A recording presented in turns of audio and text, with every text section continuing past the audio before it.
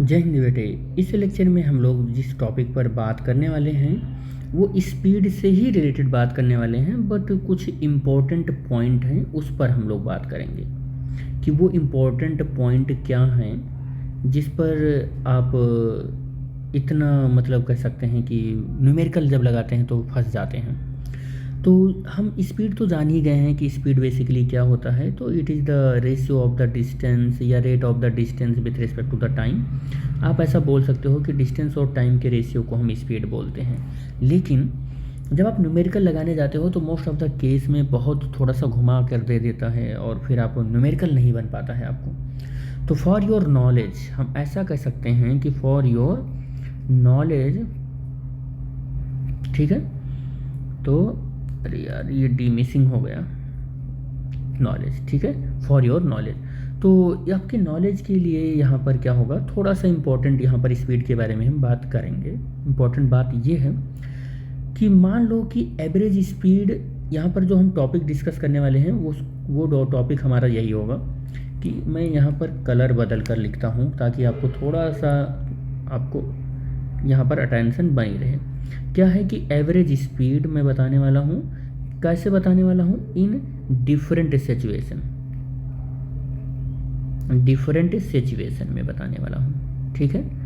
Average speed बताऊँगा, different situation के अंदर बताऊँगा। और फर्स्ट जो सिचुएशन मैंने ले रखी है उस सिचुएशन का क्या नाम है, उस सिचुएशन का नाम है कि अ बॉडी कवरिंग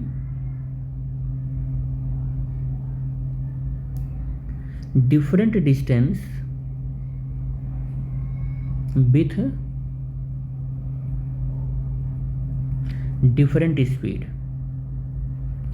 यह है यहाँ की सिचुएशन जो मैं आपको बताने वाला हूँ। सपोज कर लेते हैं कि हमारी कोई एक बॉडी है और वो बॉडी क्या हुआ है कि ऐसे S1 डिस्टेंस चला है और V1 स्पीड से S2 डिस्टेंस चला है, S2 डिस्टेंस चला है V2 स्पीड से और T1 टाइम, यहाँ पर T2 टाइम। इस तरीके से S3 डिस्टेंस चला है V3 की स्पीड से और टाइम जो लगा है वो T3 लगा है। ऐसे S4 चला हुआ है वो डिस्टेंस और V4 की स्पीड से और T4 टाइम लगा हुआ है। डॉट डॉट डॉट ऐसे ये चल सकता है, nth सेक्शन तक ऐसे चल सकता है। और इस केस में अगर मुझे एवरेज निकालने के लिए कोई कह दे तो मैं एवरेज निकालूंगा और एवरेज का फार्मूला होता है टोटल डिस्टेंस होता है और total distance upon total time होता है। क्या होता है, टोटल टाइम होता है। और अगर मैं अब आपसे पूछूं कि टोटल डिस्टेंस कितना उसने चला तो आप बोलोगे कि S1 plus S2 plus S3 plus S4 dot dot dot. अब वो जितना सेक्शन वो चला होगा वो पूरा सेक्शन ऐड कर लोगे और टोटल टाइम भी आप उससे अगर मैं पूछूं कितना चला है तो आप T2 T3 T4 ऐसे डॉट डॉट डॉट करोगे और पूरा आपको टाइम मिल गया, आपका एवरेज स्पीड आ गया। ये एवरेज स्पीड का ये पूरा का पूरा क्या हो गया, आपको फार्मूला मिल गया। और आपको अगर टोटल डिस्टेंस पता है तो टोटल डिस्टेंस S भी लिख सकते हो और टोटल टाइम भी पता है तो आप S/T भी इसको लिख सकते हो। यही आपका S/T बनता है, यही तो बनता है। लेकिन ऐसा भी तो कभी कभी केस हो जाएगा कि आपको टाइम नहीं मालूम रहेगा, बट इस टाइम तो नहीं मालूम रहेगा लेकिन यहाँ की आपको ये डिस्टेंस पता है और यहाँ की वेलोसिटी पता है। यहाँ का डिस्टेंस पता है, यहाँ का वेलोसिटी पता है। तो आपका जो वी एवरेज है ये फार्मूला कुछ इस प्रकार से वी एवरेज जो है वो बन जाएगा। क्या बन जाएगा, देखो बनेगा क्या कि यहाँ से S1 अपॉन V1 मिल जाएगा, S2 अपॉन V2 मिल जाएगा, S3 अपॉन V3 मिल जाएगा।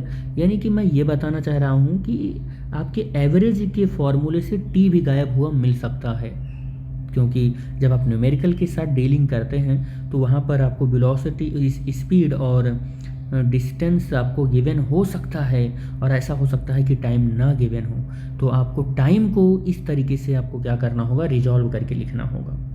बहुत सारे ऐसे केसेस मिलेंगे आपको कि इस तरीके से आपको सॉल्व करना होगा। इसमें भी कुछ स्पेशल केस आप लगा सकते हो। इसमें मान लो कि कुछ आपने स्पेशल केस लगाया, स्पेशल केस लगाया, मान लो कि 2 बॉडी है, इसमें भी स्पेशल केस हो सकता है। 2 बॉडी है, केवल 2 बॉडी की बात कर रहे हैं, S1 और S2 मान लो, और S1 और S2 एक दूसरे से बराबर हैं, यानी कि ये दोनों डिस्टेंस, मान लो एक बॉडी, एक ऑब्जेक्ट है और इसने टोटल डिस्टेंस s ट्रैवल किया, टोटल डिस्टेंस कितना ट्रैवल किया s, और फर्स्ट हाफ जो है वो s1 है और सेकंड हाफ जो है s2 है, और s1 और s2 जो है वो क्या है, सेम है, और वो मान लेते हैं कि वो x है। तो अब यहाँ पर कहूँगा कि अगर मैं x ये कहूँगा कि मैं ये भी x है और ये भी x है, तो स्मॉल s इक्वल टू क्या हो जाएगा, x प्लस एक्स। ऐसा भी तो लिख सकता हूँ 2x, और इसको मैं स्मॉल s भी कह सकता हूँ, कोई भी वैल्यू ले लूँ, बस मैं ये बताना चाह रहा हूँ कि ये दोनों डिस्टेंस सेम है, बस ऐसा। तो इसी फार्मूले का केवल मैं क्या करूँगा, 2 टर्म यूज करूँगा, एवरेज स्पीड मिल जाएगा हमको, इसी का 2 टर्म यूज करूँगा। मान लो 3 बॉडी होती और सेम ऐसे डिस्टेंस ट्रैवल करता तो 3 टर्म यूज करता, 4 ऐसे हमारे पास सेक्शन होता तो 4 टर्म यूज कर लेता। तो हमारे ये कहने का मतलब है कि जितने टर्म होंगे उतना हम, जितना सेक्शन होंगे उतने टर्म यूज कर लेंगे।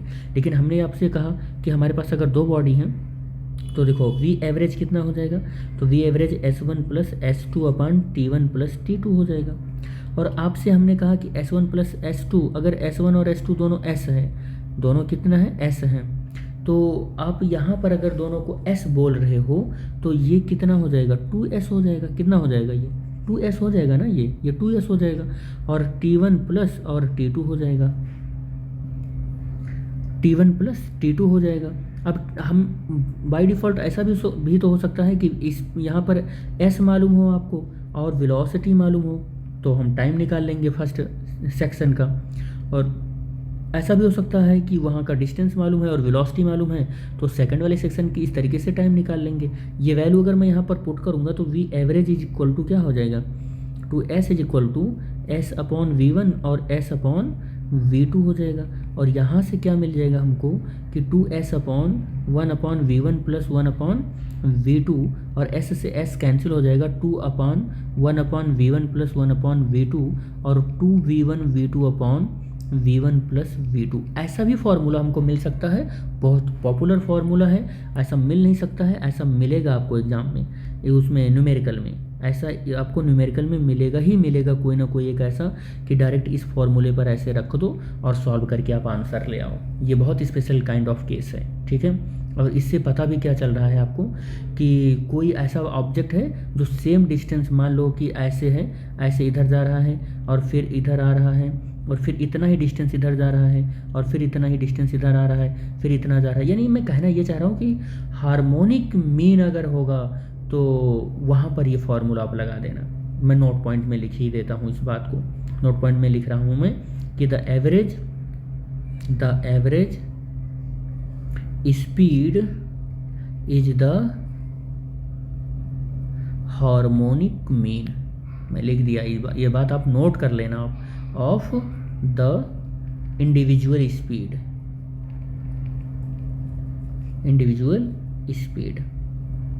ठीक है। तो जब कभी भी हार्मोनिक मीन आपको निकालना होगा तो ये एवरेज का, तो इस तरीके से आप निकाल लेना, ठीक है। आगे किसी इंडिविजुअल स्पीड का हार्मोनिक मीन आ गया तो आगे क्या होगा, आगे आप अगर इसको और थोड़ा सा बढ़ाना चाहेंगे, देखो फर्स्ट केस आपका ये था कि आपने ये देखा था कि यहाँ पर बॉडी कवर कर रही थी डिफरेंट डिस्टेंस को विथ डिफरेंट स्पीड से। अब आपकी बॉडी थोड़ा सा क्या करेगा, अब आपकी बॉडी करें, आपका जो पढ़ने का तरीका है उसमें थोड़ा सा सेकंड केस ऐड करेंगे हम, उस केस उसमें तो सेकंड केस क्या ऐड करने वाले हैं हम कि एक कोई बॉडी है और वो मूव तो कर रही है अभी भी, और कैसे मूव कर रही है, विथ डिफरेंट स्पीड। कैसे मूव कर रही है, डिफरेंट स्पीड। वहाँ पर क्या था, वहाँ पर भी सेम था, डिफरेंट स्पीड वहाँ पर भी था। देखो डिफरेंट डिस्टेंस था, यहाँ पर क्या था, डिफरेंट डिस्टेंस था और डिफरेंट स्पीड था। अब देखो यहाँ पर भी हम वही ले रहे हैं, डिफरेंट स्पीड तो ले रहे हैं, लेकिन कैसे ले रहे हैं, किसके साथ ले रहे हैं, इन डिफरेंट टाइम के साथ ले रहे हैं, इन डिफरेंट टाइम के साथ ले रहे हैं, डिफरेंट टाइम इंटरवल के साथ ले रहे हैं, ठीक है। तो आप ये बात आपको समझ में आ गई होगी कि देखो यहाँ पर क्या लिया था हमने कि a body covering the different distance with different speed. अब यहाँ पर हम क्या ले रहे हैं, डिफरेंट स्पीड तो है बट स्पीड 2 बार हो गया, 1 बार लिखना होगा, और फिर क्या हो जाएगा, in different interval of time. मैं इसको सही कर देता हूँ थोड़ा सा, ठीक है, बस ये हो गया, ठीक। अब यहाँ पर देखो, हम सपोज कर लेते हैं कि हम डिफरेंट डिफरेंट स्पीड है, तो हमारी जो बॉडी है वो बॉडी किसी पाथ को ट्रैवल कर रही है, और वो ट्रैवल कर रही है तो स्पीड v1 v2 और v3, स्पीड तो अभी भी डिफरेंट है v4, लेकिन अब जो टाइम है वो different interval of time t1 t2 और t3 और t4 t5 ऐसे ले रहा है, टाइम ऐसे ले रहा है, t4 t5 t ऐसे t1 t2 t3 t4 और t5, टी कह रहे हैं v4 और v5 ऐसे ले रहा है, और टाइम उसके साथ ये है, कुछ ऐसा टाइम का उसका वेरिएशन है। अब अगर मैं कहूँ कि एवरेज स्पीड का फॉर्मूला बताओ, तो आप क्या बताओगे? एवरेज स्पीड का फॉर्मूला, तो आप फिर से वही फार्मूला लगाओगे, टोटल डिस्टेंस। अब यहाँ पर डिस्टेंस तो हमको पता नहीं है, total distance upon total time, लेकिन अब टोटल डिस्टेंस अगर यहाँ पर मैं आपसे पूछूँ तो क्या बताओगे आप? तो आप ये तो जानते ही हो कि speed is equal to distance upon time, तो यहाँ से डिस्टेंस इज इक्वल टू क्या बोलोगे आप? तो यहाँ से डिस्टेंस इक्वल टू बोलोगे speed into time, distance equal to यही तो बोलोगे, स्पीड इंटू टाइम। तो अगर मैं कहूँ यहाँ का डिस्टेंस कितना है, तो आप बोलोगे कि v1 और t1 है। मैं बोलूँगा यहाँ का डिस्टेंस कितना है, तो आप बोलोगे v2 और t2 है। यहाँ का डिस्टेंस कितना है, तो v3 और t3 है। तो अगर मैं कहूँ एवरेज स्पीड कितनी है, तो आप तुरंत बोलते हो कि टोटल डिस्टेंस लिख लो, और टोटल आप क्या लिख लो, टाइम लिख लो, आप यही तो बोलते हो। तो टोटल डिस्टेंस अगर मैं आपसे पूछूं तो आप बोलोगे v1 t1 v2 t2 v3 t3 dot dot dot ये चलोगे, और फिर आप क्या करोगे, टोटल टाइम ले लोगे t1 t2 t3 और डॉट डॉट डॉट ये ले लोगे आप। ये आपका v क्या हो गया, एवरेज हो गया कुछ इस तरीके से। लेकिन मैं आपसे अगर कहूँ कि जो ये t1 टाइम है, ये इफ़ ऐसे कह देते हैं, इफ़ t1 टाइम जो है t2 के बराबर है, t3 के बराबर है, डॉट डॉट डॉट ये tn जो है, जितने भी नंबर ऑफ टाइम तक जा रहे हैं ये सब एक दूसरे के इक्वल हैं, और लास्ट जो फाइनल टाइम आ रहा है उसको हम बोल दे रहे हैं कि वो स्मॉल टी है, वो स्मॉल टी है। अब आपका इस केस के लिए मैं ऐसा कह देता हूँ कि ये एक स्पेशल केस है, मैं इसको नाम ही दे देता हूँ कि this is the special case, ठीक है, यहाँ से स्पेशल केस, ठीक है। तो फिर आपसे अगर मैं पूछूं कि अब आपका फार्मूला क्या हो गया, तो आपका फार्मूला थोड़ा सा मॉडिफाई हुआ है कि v1 plus v2 plus v3 dot dot dot, और t यहाँ से सब इक्वल है और सबको मैंने t मान लिया है, तो t कॉमन हो जाएगा, और यहाँ से ये पूरा ऐड करोगे ना, तो ये क्या होगा, देखो ये t1 भी t, ये t सब t, और कहाँ तक जा रहा है, अप टू nth टर्म तक जा रहा है, अप टू nth टर्म तक जा रहा है, तो इसको ऐड करोगे तो nt आ जाएगा, और t से t क्या हो जाएगा, कैंसिल हो जाएगा, और आपको v एवरेज जो मिलेगा v1 plus v2 plus v3 plus dot dot dot, यहाँ से मिलेगा आपको vn तक मिलेगा, और यहाँ बाई n हो जाएगा। जब कभी भी आपको एवरेज स्पीड निकालनी हो, तो टोटल आप वेलोसिटी को ऐड करते हो और नंबर ऑफ टर्न से डिवाइड कर देते हो, लेकिन ये केस तब होता है जब टाइम उनका क्या होता है, सबका सेम होता है। जब टाइम डिफरेंट होता है तो आप ये वाला फार्मूला यूज करते हो। बहुत इम्पॉर्टेंट चीज़ है, इसको ध्यान से समझो, और समझ कर ये काम करना है, हमको न्यूमेरिकल में करना है ये सारी चीज़ें, ठीक है, न्यूमेरिकल में करनी है जी। और आपने ये देखा कि जब हमने स्पीड को चेंज किया और टाइम को चेंज किया, तो हमारा जो लास्ट का ये फार्मूला आया, ये फार्मूला अर्थमेटिक मीन को ओबे करता हुआ नज़र आ रहा है।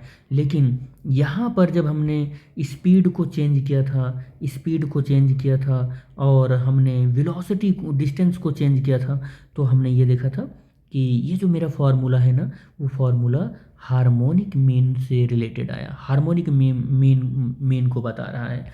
तो यहाँ पर भी हम नोट जो मिल रहा है उस नोट को हम लिख लेते हैं। क्लियरली हमको क्या बता रहा है, ये बता रहा है कि जो एवरेज स्पीड है अपना, जो एवरेज स्पीड है is the arithmetic mean of the individual speed, ठीक है, ये हमको पता चल गया। ये क्या है, arithmetic mean of individual speed है ये। और यहाँ पर क्या था कि इंडिविजुअल स्पीड का कहाँ गया, इंडिविजुअल स्पीड का यहाँ पर क्या था, हार्मोनिक मीन लिया गया था, और यहाँ पर इंडिविजुअल स्पीड का क्या ले लिया गया, अर्थमेटिक मीन ले लिया गया। तो याद रहे कि जब हम लोग टाइम और स्पीड से रिलेटेड बात कर रहे हैं तो ये फॉर्मूला, और जब स्पीड और डिस्टेंस से रिलेटेड बात करेंगे तो ये फॉर्मूला आ जाएगा। तो स्पीड से ये कुछ इंपॉर्टेंट फार्मूले थे, आई होप आपको समझ में आ गए होंगे। मिलेंगे नेक्स्ट लेक्चर में वेलोसिटी एक नया टॉपिक के साथ, जिसमें हम वेलोसिटी के बारे में फुल इन्फॉर्मेशन देंगे। तो thanks for watching the video. Thank you बेटा।